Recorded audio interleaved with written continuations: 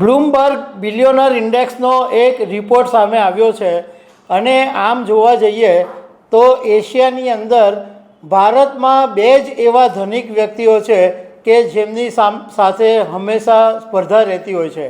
એક અદાણી ગ્રુપના ગૌતમ અદાણી અને બીજા રિલાયન્સ ઇન્ડસ્ટ્રીઝના ચેરમેન મુકેશ અંબાણી વચ્ચે. ગુજરાતના અદાણી ગ્રુપના ચેરમેન ગૌતમ અદાણી એશિયાના સૌથી ધનિક વ્યક્તિ બની ગયા છે. મુકેશ અંબાણીને પાછળ છોડીને ગૌતમ અદાણી ઘણા સમય પછી આગળ નીકળી ગયા છે. તો એમની સંપત્તિ કેટલી વધી છે, મુકેશ અંબાણીની કેટલી છે, આ બધા વિશે તમારી સાથે વાત કરીશ. મારું નામ રાજેશ શાહ છે અને તમે જોઈ રહ્યા છો ગુજરાતના સૌથી મોટા ડિજિટલ ન્યૂઝ પ્લેટફોર્મ ખબરછે.com. બ્લૂમબર્ગ બિલિયોનર ઇન્ડેક્સનો એક રિપોર્ટ સામે આવ્યો છે અને આમ જોવા જઈએ તો એશિયાની અંદર ભારતમાં બે જ એવા ધનિક વ્યક્તિઓ છે કે જેમની સાથે હંમેશા સ્પર્ધા રહેતી હોય છે. એક અદાણી ગ્રુપના ગૌતમ અદાણી અને બીજા રિલાયન્સ ઇન્ડસ્ટ્રીઝના ચેરમેન મુકેશ અંબાણી વચ્ચે. આમ તો ઘણા વખતથી મુકેશ અંબાણી એશિયાના સૌથી ધનિક વ્યક્તિ એટલે પહેલા નંબરે રહેતા હતા, પરંતુ હવે મુકેશ અંબાણીને પછાડીને ગૌતમ અદાણી આગળ નીકળી ગયા છે.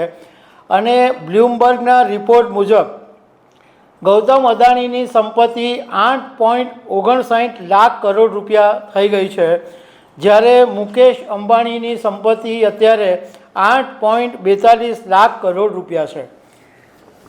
એશિયામાં સૌથી ધનિકોમાં ભારતમાં બે જ છે, જ્યારે ટોપ 5 એશિયાના ટોપ 5 ધનિકોની અંદર બાકી ચીનના 3 છે.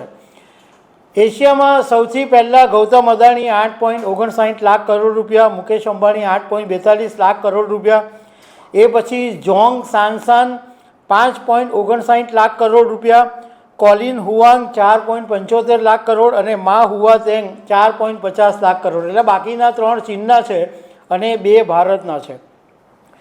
હવે ગૌતમ અદાણી અત્યારે દુનિયાના સૌથી ધનિકોમાં 19મા નંબરે પહોંચી ગયા છે અને રિલાયન્સ ઇન્ડસ્ટ્રીઝના ચેરમેન મુકેશ અંબાણી દુનિયાના સૌથી ધનિકોમાં 20મા નંબરે છે.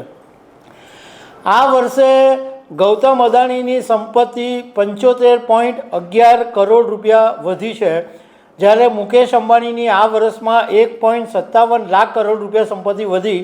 પરંતુ આમ છતાં ગૌતમ અદાણીના ગ્રુપના 10 કંપનીઓના શેરો છે જેમાં બહુ સારી એવી વધઘટ થઈ.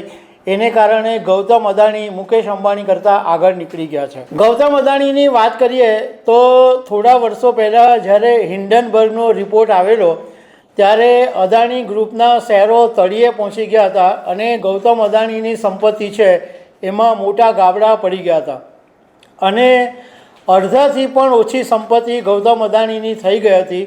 પરંતુ ધીમે ધીમે આ રિપોર્ટના અવળી અસરને ખાડીને પણ ગૌતમ અદાણી પછી ધીમે ધીમે ઉપર આવ્યા અને અત્યારે એશિયાના સૌથી ધનિક બની ગયા છે.